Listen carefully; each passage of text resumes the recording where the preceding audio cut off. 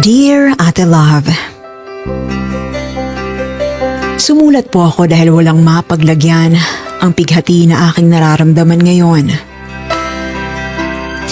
Itago niyo na lang po ako sa pangalang Yapi.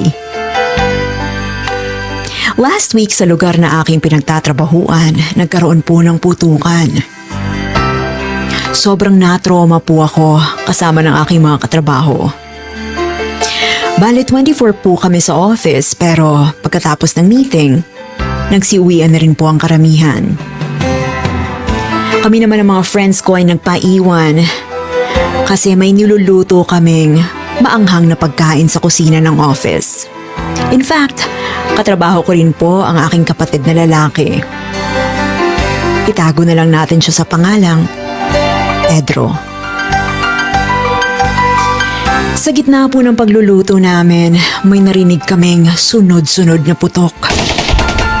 May naririnig din kaming parang nagbabarena ng dingding. Pero dahil nagkagulo na, minabuti naming mag-online at ibenta na ang mga natitira naming produkto or stocks bago pa kami mapahamak.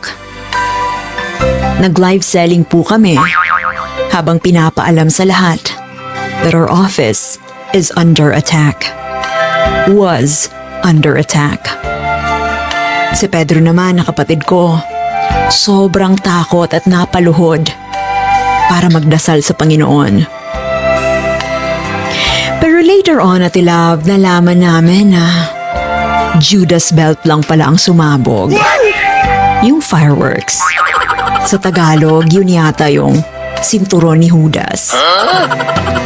Yung barena naman, baba lang pala ng kasamahan namin nung mauntog siya sa pader.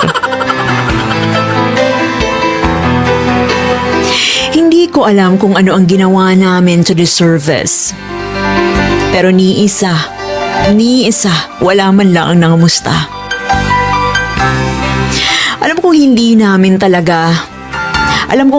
naman talaga nanganib ang buhay namin sa fireworks. Pero hindi po madali ang mag-live selling habang natatakot kami para sa aming buhay. Kahit after that, nakapag-dinner naman kami at nagtawanan.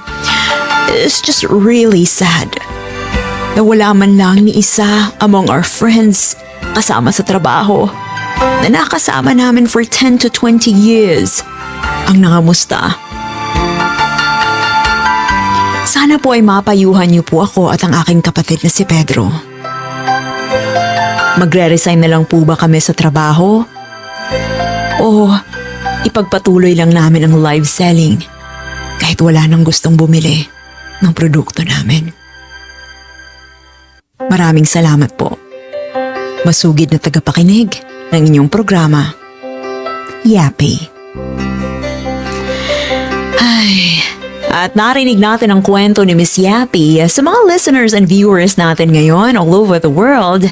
Luzon, Visayas, Mindanao, kamustahin naman natin si Yapi. Hindi nga naman madali ang mag-live selling habang pumuputok ang Judas belt. Tapos parang yung mga katrabaho mo, sabi nga ni Yapi 10 to 20 years sila magkasama pero parang wapakels. Ayun, sa mga gustong magbigay ng payo, you may send your messages and comments of pangangamusta. Kamustahin naman natin si Yapi. And for our letter sender, Miss Yapi, maraming salamat at pinagkatiwala mo sa amin ang iyong kwento. Now here's a song for you. Kumusta? By Ray Valera. Kumusta ka na? Nalulungkot ka rin ba?